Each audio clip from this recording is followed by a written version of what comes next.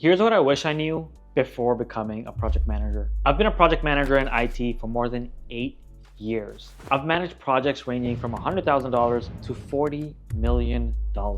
And I've made over $300,000 in a single year, all remotely from places like Mexico, Peru, and Argentina. I've seen the good, the bad, and the ugly. In this video, I'm gonna go through all the things that I wish I knew before getting started in this career. So number one, the job of a project manager exists simply because there is no clarity or organization, and you are required to bring that clarity and organization. If you're thinking a project manager job is like any other job that already has a specific process to follow, or that all the things on the project, like the contracts, the people, the budget, the tools, the access to resources, the vendor agreements, the hardware, the software. If you think all of these pieces are already in place and your job is just to come in and manage them, you are completely mistaken. The truth is, no one really knows what's going on, and you are being hired into an ambiguous and uncertain environment where no one truly has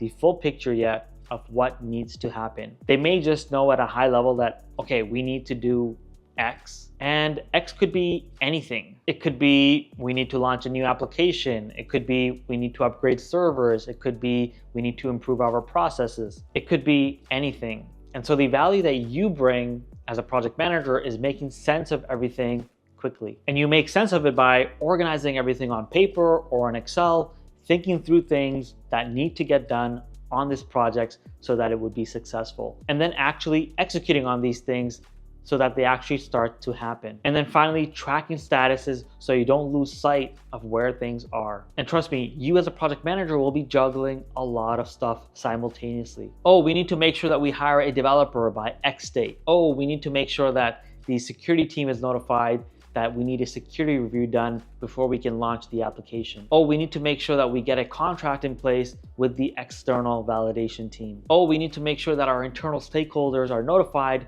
that we'll need to push the timeline by 4 months and ask for $50,000 more. Oh, we need to make sure that the orders go out for the new hardware by this Friday. And just like this, dozens or more items that you need to be tracking, pushing, and following up on a regular basis. And if any one of these items gets left behind, it could mean the project doesn't get done on time, or it doesn't get done correctly, or it doesn't get done within the budget that was allocated. The second thing I wish I knew is that there's no one you can go to that will have the exact right answer for what the next thing is that you need to do on the project. You were just expected to figure it out and move forward anyway. When I was getting started on one of my first projects at a major bank here in Canada, it involved upgrading Windows PCs from Windows 7 to Windows 10 for the branches for that bank all across US and Canada. And I was managing the logistics, the hardware, the vendors, the deployments, the schedules. I was basically managing everything. And I remember asking a question to my portfolio manager. I was like, hey, we're going to be reaching out to hundreds of branches across Canada and the US, and we'll need to communicate with branch managers regarding their installation date and time. And is there any automated tool that we can use to communicate with all of them at once? And I remember being so confused by the response. There is no tool. You're just going to have to email them or call them.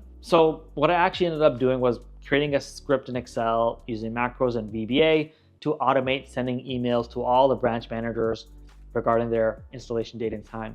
But I share that story to show you that when you're working on a project, the company probably has not done the thing that you're about to do before. And because of that, the processes related to whatever it is that you're doing may not even exist. And so you are just expected to figure it out and move forward anyway. And so this is where if you rely heavily on other people to give you direction and tell you exactly what to do, you will really struggle as a project manager. You need to be someone who's a self-starter and a relentless problem solver to really succeed as a PM. The third thing I wish I knew was that tools and technical skills are just a very small part of the job of a project manager. Before becoming a project manager, I fell into the trap of focusing heavily on learning MS Project, getting really advanced in Excel, learning SharePoint, learning Jira, all the technical tools that people said are required for the job. What I realized after actually starting to work as a project manager was that, yes, the tools are helpful and needed, but in an 8-hour day, I might spend 1 hour updating documents in MS Project or Excel, and the rest of the time is spent in meetings, in preparing updates, in writing emails, in communicating, in being on the phone with my project team, in checking in on things and following up. More than 85% of my time as a project manager was non-technical. And so this is really important for you to understand. 85% of my time, 7 out of 8 working hours in a workday, I was not doing anything related to any kind of technical tool. And so what you need to take away here is that your success as a PM will come from how effective you are in those 7 hours, where you are not in Excel, where you are not in Jira, Confluence, or MS Project, but you are doing all of the things that are non-technical. So if you're studying to become a project manager right now, yes, absolutely learn the technical tools that are needed to track and manage projects. But please don't forget to work on your soft skills like communication, like leadership, like good organizational skills, like good time management skills, because these are the skills that will truly move the needle in your success and your effectiveness as a project manager. The next lesson I unfortunately had to learn the hard way, and it is that authority is not given, it's earned. I used to think that by simply having the title of project manager, that people would have to listen to me and do what I said. But I quickly learned that this was not the case. The people on my project did not report to me. They were just assigned to my project and they still had their own managers that they reported to. So here I was, completely naive, thinking that I could assign tasks and tell people what to do. They would just go out and do it by the deadline that I would set for them. But that was not the case at all. The reality was that I had to earn their respect before asking them to do things on the project. And so a couple of points here. Of course, you'll have some personalities on your project who are more easygoing. They want to avoid conflict. They're easy to influence. You ask them to do something once and they'll just get it done. These people are great to have on your project, but not everyone will be like that. Many times you'll have people on your project who are way more technically knowledgeable about the thing or project that you're working on. They'll be way more senior than you, both in position and the tenure at the company. And they won't just be assigned to your project. They'll also have their regular day-to-day jobs that they need to take care of. And when you have people like this, you absolutely need to earn their respect before they will willingly do work for you that's needed on the project. On one of my more recent projects, which was at a medical device manufacturing company, I had to upgrade old IT hardware and software to their latest versions and make sure that they were compatible and would work on Windows 10 and Windows 11. Now, if you know anything about the medical devices industry, it is that the industry is heavily regulated, frequently audited by the FDA, and requires strict quality measures and validation procedures before you deploy any kind of change into production. So here I was, I had no clue about the medical device industry. I wasn't familiar with validation procedures, and I wasn't familiar with the quality standards that were required. And to make it worse, I was working with someone who had been with the company for over 30 years. He was the one who had actually developed much of the internal IT applications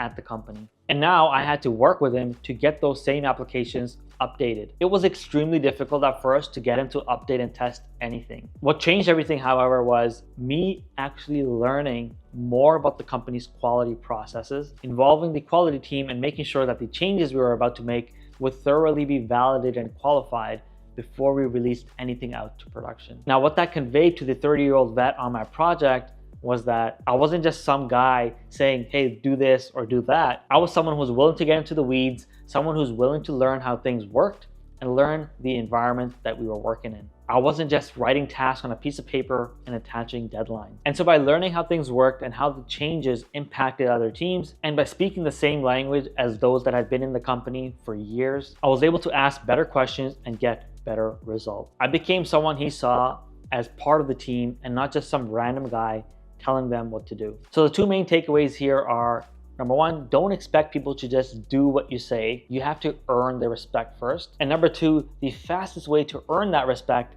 is genuine curiosity and interest in the work that you're doing. The fifth thing I wish I knew is that projects are political. I used to think that if a company was funding a project, then everyone involved must be fully supportive of that project. But this is almost never the case. Projects by their very nature are political. You're going to be dealing with stakeholders who have competing incentives and different beliefs about what should be done and how it should be done. I'll give you a quick example. On one of my projects working for the medical device company, we were tasked with upgrading a 25-year-old legacy application that supported the electrical testing of batteries. Now, this project was an initiative from IT, but the engineering teams whose help we needed were not supportive of the project at all. They felt like it was a waste of time and money, and their long-term plan was to swap out the entire battery testing system for a new solution in the next 5 years. So you can imagine how resistant the engineering team was to this project, and the problem was we needed their help in the design and testing of the updated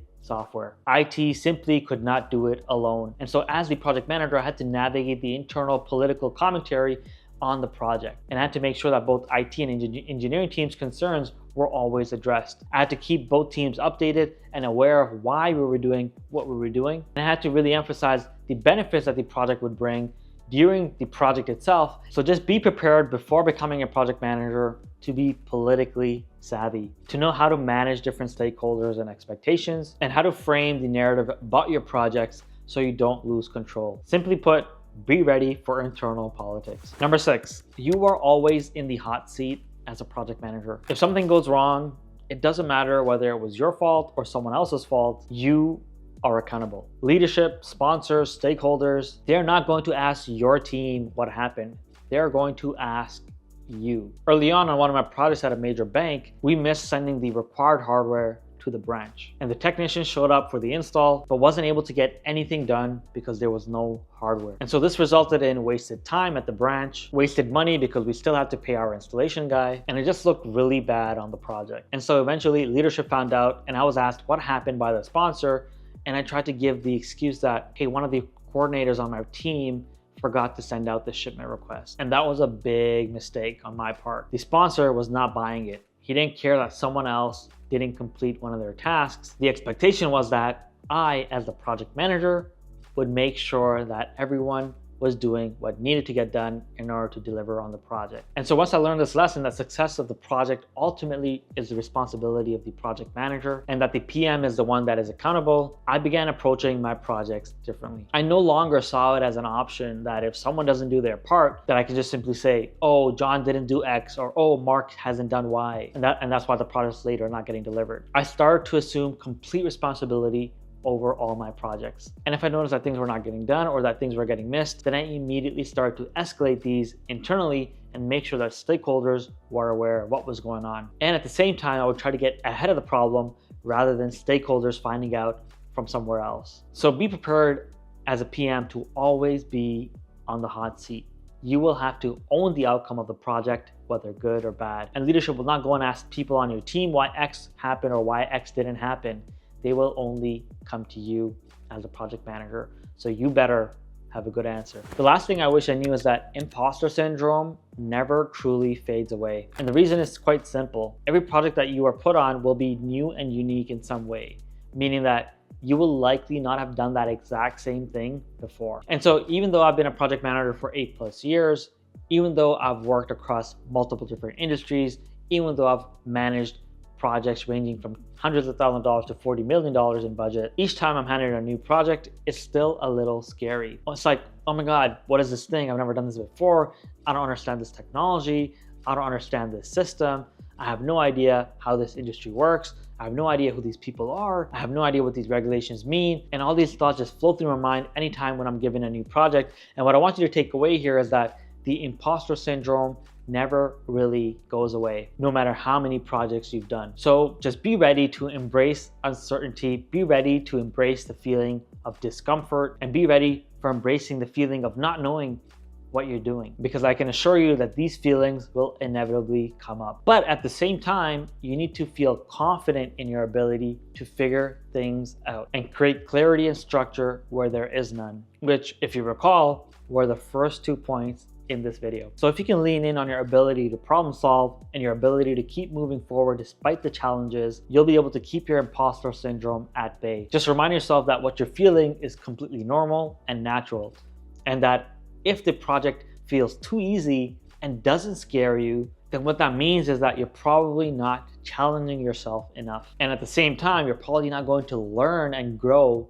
in that project much. Why? Because, well, you already know everything. That's why it doesn't scare you. There's a great quote I read recently that goes, "A ship in harbor is safe, but that's not what ships are built for." And you are the ship. If you just stay in harbor all the time, you are not doing what you were meant to do. And what you're meant to do is experience life, experience new things, challenge yourself and grow. And that's what a career in project management can offer, because every project is unique. So there you have it. Those are the 7 things that I wish I knew before becoming a project manager. Would I still choose this career knowing all of this? Absolutely.